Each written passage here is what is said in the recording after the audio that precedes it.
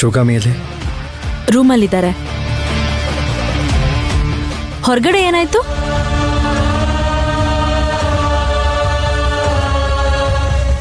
ಅದು ಅದು ಪರವಾಗಿಲ್ಲ, ಹೇಳ್ರಲ್ಲ. ಅದು ಬೆಳಗ್ಗೆ ಡಿಸ್ಟರ್ಬ್ ಆಗಿ ಟೀ ಅಂಗಡಿ ಹತ್ರ ಕೂತಿದ್ದೆ. ರಜನಿ ಶಿವಗಾಮಿ ಕಾರಲ್ಲಿ ಕೂತಿದ್ದವರು ನನ್ನ ನೋಡಿದ್ದಾರೆ. ರಜನಿ ಇಳಿದು ಬಂದಾಗ ನನಗೆ ಅವಳು ಶಿವಗಾಮಿ ಥರ ಕಾಣಿಸಿದಾಳೆ.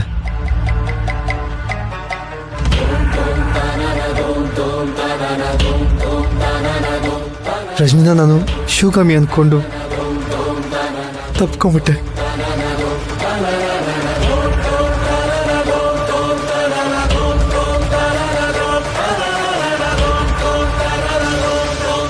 ಎಂಥ ಅನಾಹುತ ಆಗೋಗಿದೆ. ಮೊದಲೇ ಶಿವಗಾಮಿಗೂ ನನಗೂ ಅಂಡರ್ಸ್ಟ್ಯಾಂಡಿಂಗ್ ಸರಿ ಇಲ್ಲ. ಅದರ ಮಧ್ಯೆ ಇದು ಬೇರೆ.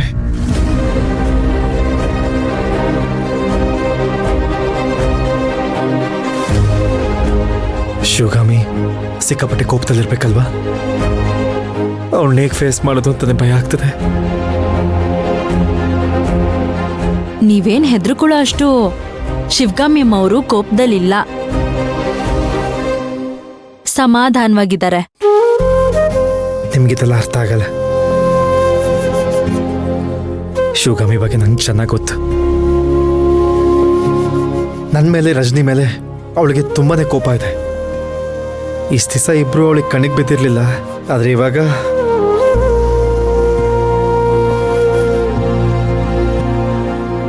ಈಗ ತಾನೇ ರಜನಿ ಅವರು ಶಿವಗಾಮಿ ಅಮ್ಮ ಅವ್ರನ್ನ ನೋಡವ್ರೆ.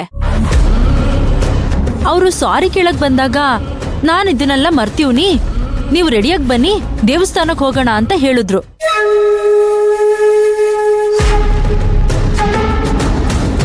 ಅಲ್ಲ, ನೀವು ಹೇಳ್ತಾರ ನಿಜನಾ? ಸತ್ಯ. ನೀವು ಹೋಗಿ ರೆಡಿಯಾಗಿ ದೇವಸ್ಥಾನಕ್ಕೆ ಹೋಗಿ ಬನ್ನಿ.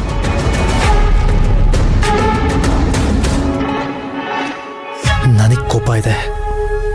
ಶಿವಗಾಮಿ ಅಮ್ಮ ಅವ್ರ ಮೇಲ ಅಲ್ಲ, ಆ ದೇವ್ರ ಮೇಲೆ. ಇದೆಲ್ಲ ಸಮಸ್ಯೆಗೂ ಆ ದೇವ್ರೇ ಕಾರಣ.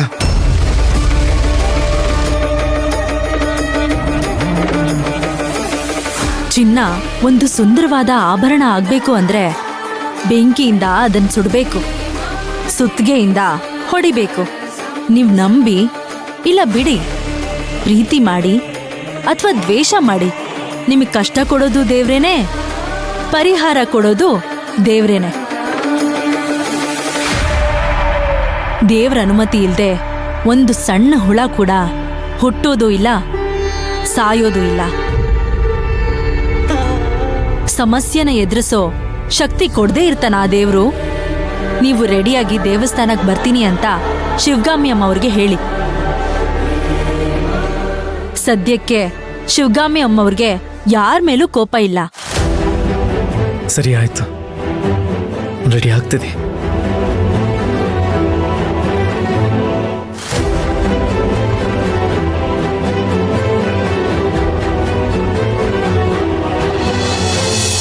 ಕಮಲಮ್ಮ, ಕಮಲಮ್ಮ,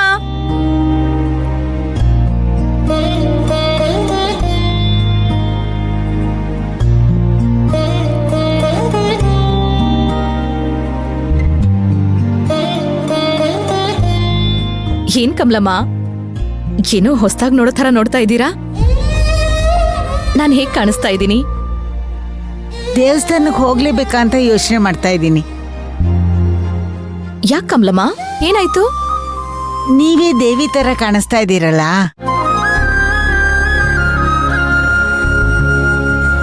ಕಮಲಮ್ಮ, ಏನ್ ಗೇಲಿ ಮಾಡ್ತಿದ್ದೀರಾ?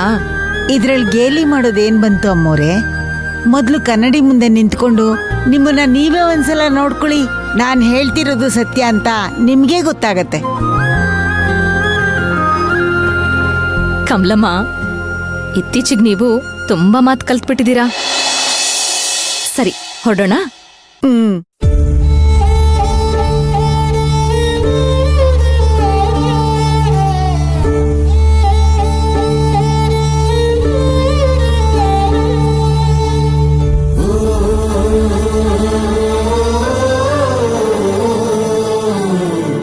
ಪರ್ಮಿಷನ್ ಕೊಟ್ಟರೆ ನಿಮ್ಮ ಜೊತೆಗೆ ನಾನು ದೇವಸ್ಥಾನಕ್ಕೆ ಬರೋಣ ಅಂತ ಅಂದ್ಕೊಂಡಿದ್ದೀನಿ.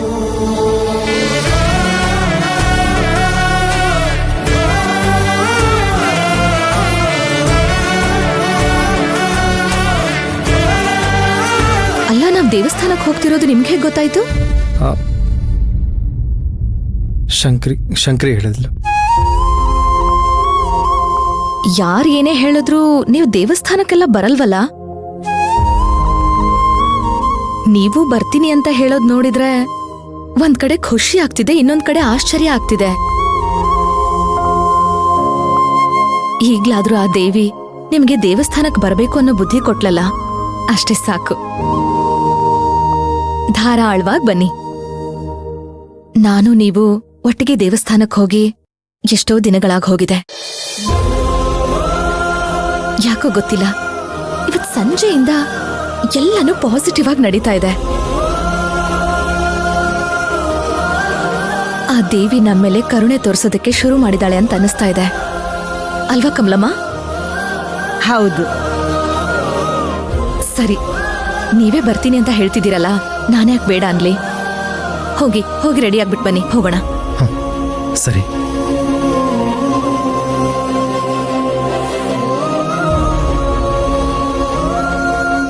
ಹೌದು ಅಮ್ಮೋರೆ, ಆ ದೇವಿನೇ ಆ ಹುಡುಗಿ ಶಂಕರಿನ ನಮ್ಮನೆ ಕಳಿಸಿರೋದು.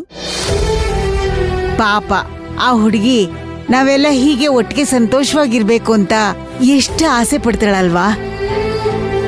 ಹೌದು ಕಮಲಮ್ಮ, ನಾನು ಗಮನಿಸ್ದೆ.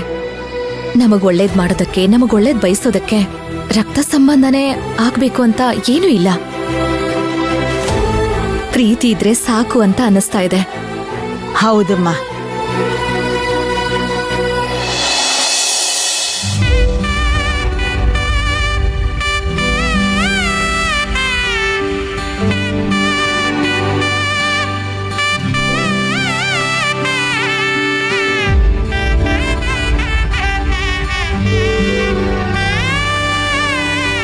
ಶಿವಗಾಮಿ,